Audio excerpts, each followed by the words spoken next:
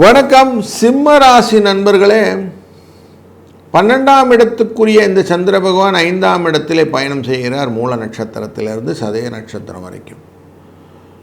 அப்போ 5ஆம் இடம், 6ஆம் இடம், 7ஆம் இடம் உங்களுடைய கண்ட்ரோலில் வந்துருச்சு.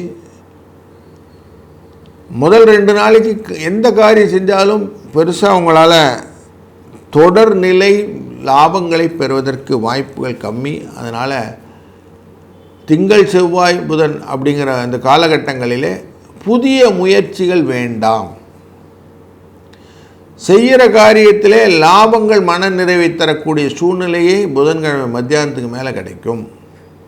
அப்போ உங்களுக்கு லாபம் உண்டாகும், மகிழ்ச்சி உண்டாகும்.